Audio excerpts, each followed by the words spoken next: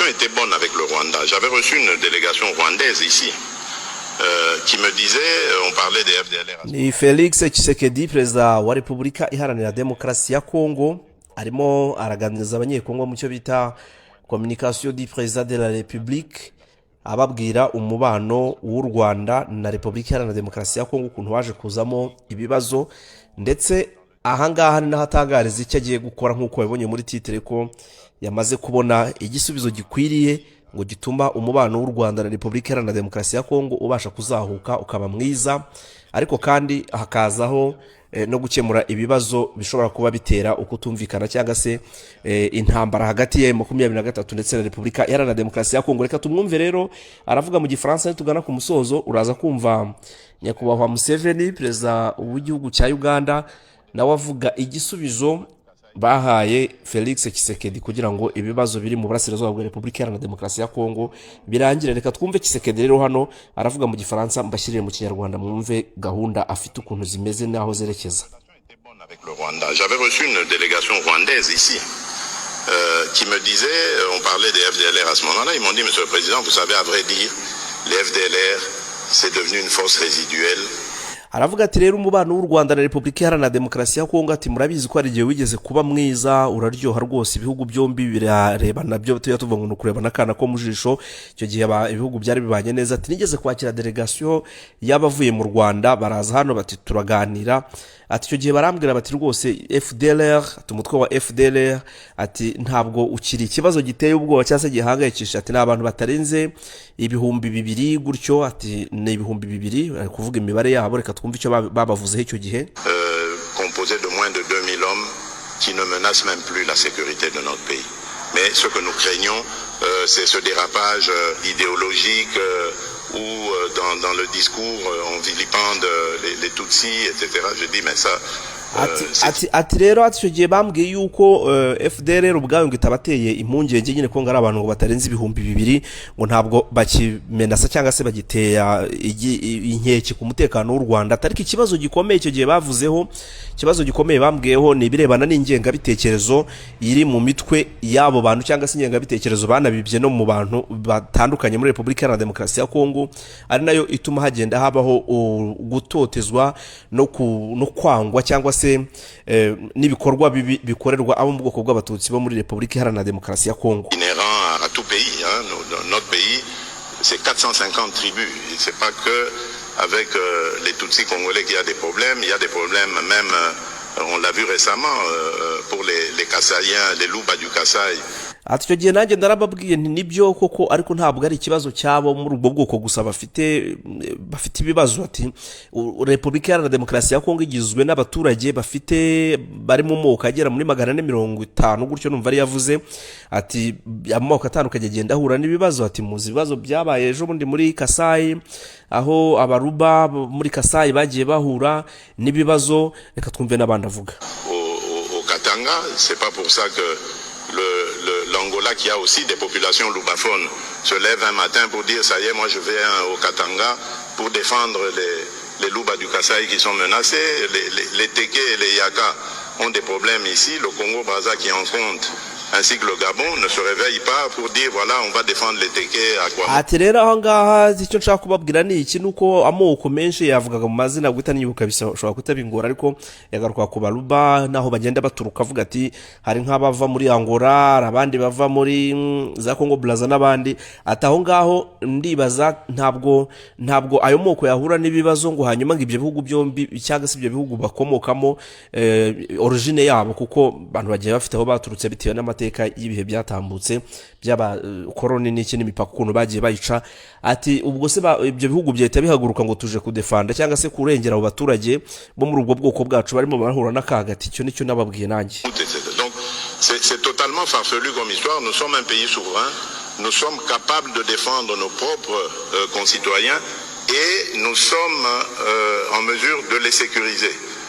ati rero icyo abantu bakwiye kumenya ni uko turi igihugu cyigenga, igihugu gifite ubusugire, ati kandi dufite n'ubushobozi buhagije bwo kurinda abaturage bacu ibibazo bashobora guhura nabyo, dufite ubushobozi bwo kubarinda mu moko yabo atandukanye, niko babivuga. Voilà pourquoi d'ailleurs je profite de l'occasion pour dire que je suis le seul, si pas le premier en tout cas président de la République démocratique du Congo à avoir dit haut et fort en parlant des Banyamulenge, mais j'élargis même à tous les Tutsis congolais que ce sont nos compatriotes.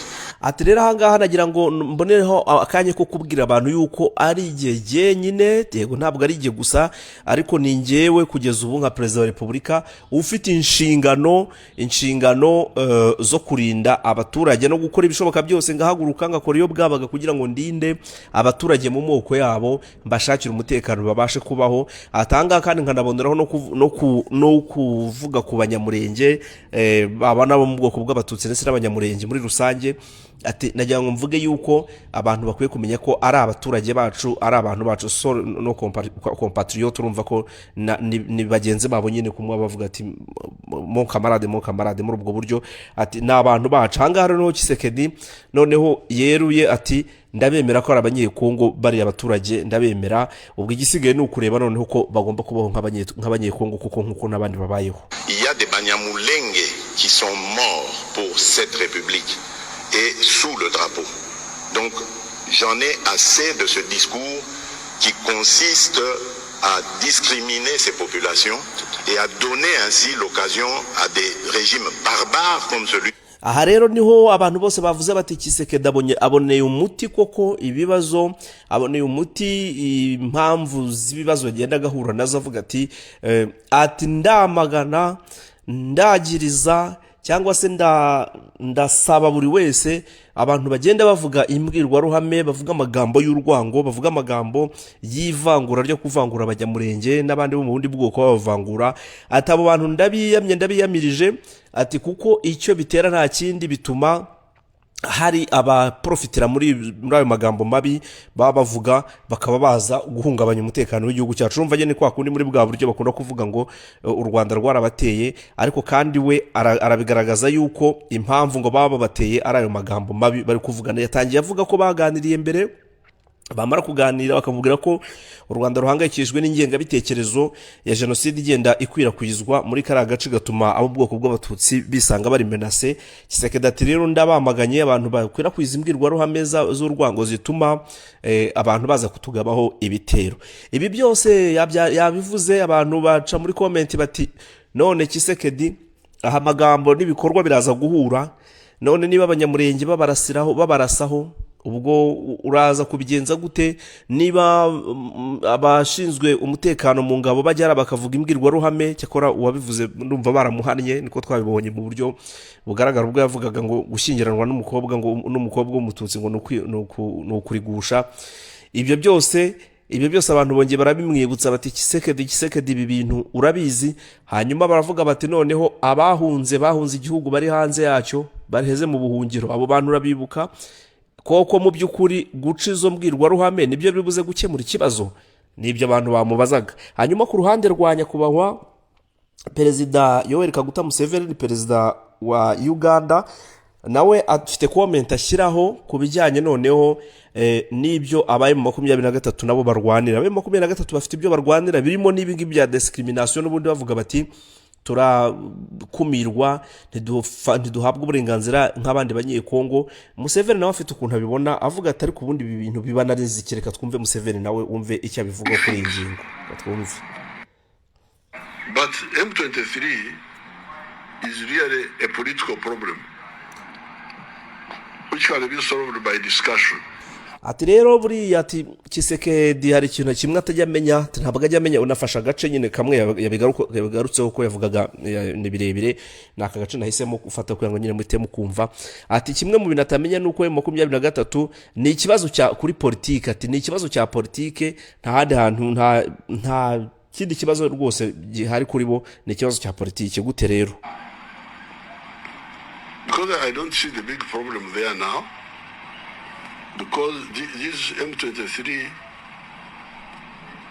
I don't think they're asking for big things.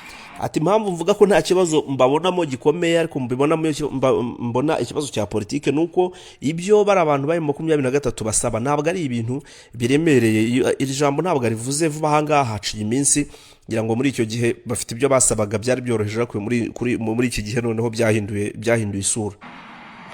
Sharing power or no.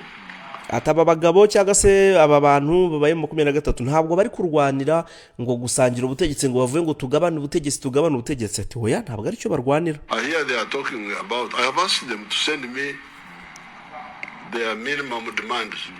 What are you demanding? To go back to their villages where they ran away from, to be integrated in the army. What is how can this be a problem? Ati nigeze kubavugisha ubwo yavugisha n'abaye 23 ati mbabwira ntibyibuze munyereke byibuze nibiki musaba nibiki muri kwifuza mu byukuri.